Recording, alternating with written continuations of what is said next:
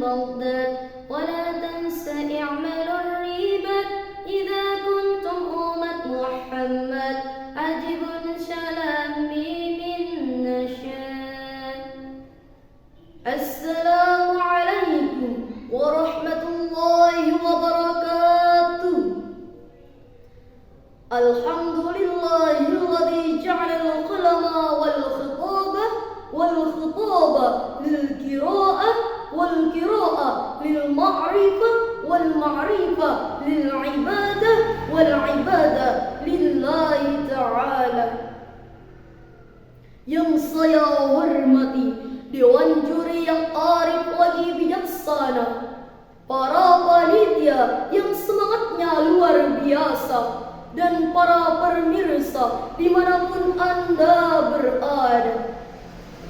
Yang saya panjatkan puji syukur kehadirat the King of the King, the Lord of the Lord, and the Creator of everything in this universe is Allah Subhanahu wa Ta'ala. Biqaulina alhamdulillah. Salawat beriringkan salam tak lupa kita curahkan kepada sang baginda proklamator kemerdekaan dengan sistem dakwah yang terkenal, mengajak bukan mengejek, merangkul bukan memukul, mengkafarkan orang Islam bukan mengkafirkan yang sudah Islam, yakni siapa lagi?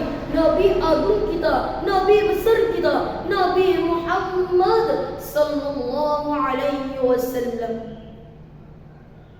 Semoga kita mendapatkan syafaat beliau di hari kiamat. Amin. Amin ya rabbal alamin. Hati merupakan anugerah dari Allah Subhanahu wa Ta'ala, yang dimana hati ini bertindak sebagai raja. Hati yang mengatur, mengawal setiap gerak-gerik anggota badan yang lain. Namun hati ini sifatnya lemah dan senantiasa berbolak-balik.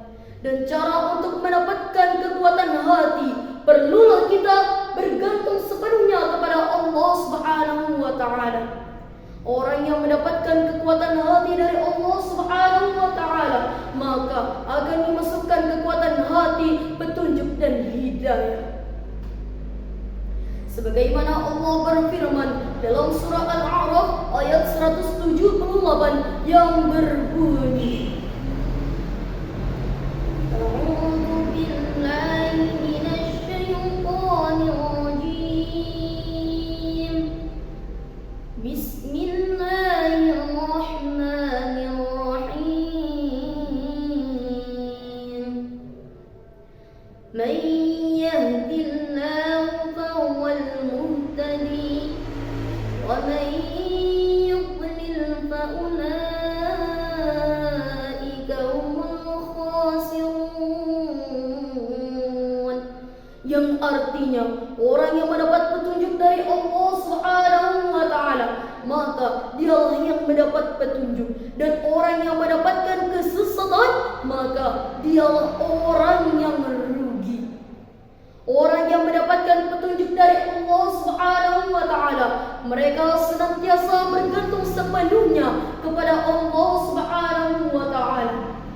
Namun kita juga harus waspada, karena hati ini tempat bersarangnya hasutan syaitan, tempat bertumpuk-tumpuknya dosa-dosa manusia.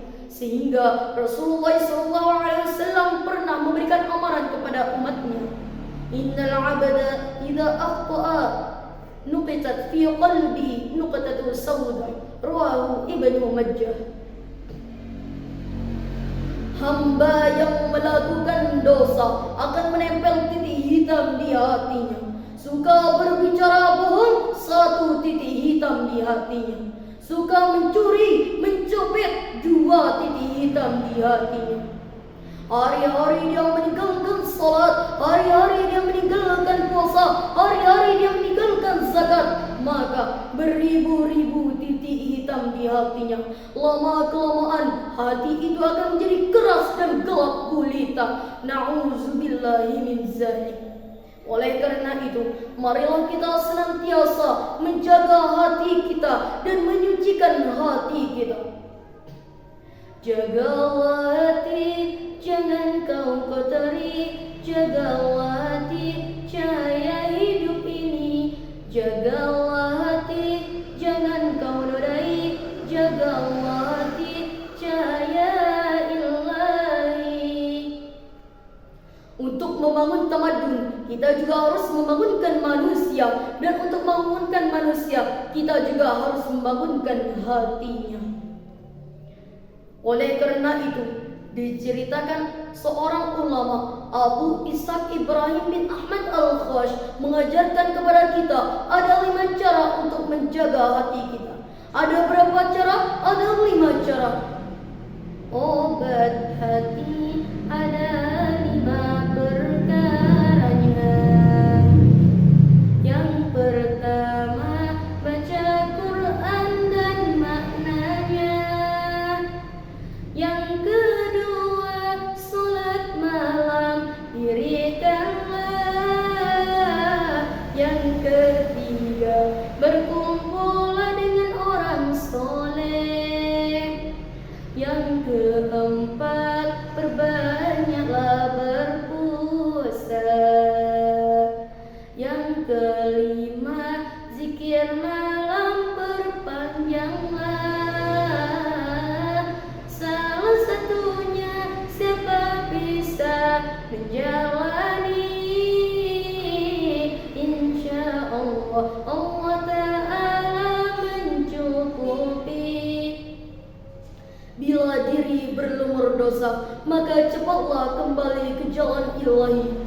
Jika ingin mendengarkan ceramah saya, kapan waktu kita berjumpa kembali? Wassalamualaikum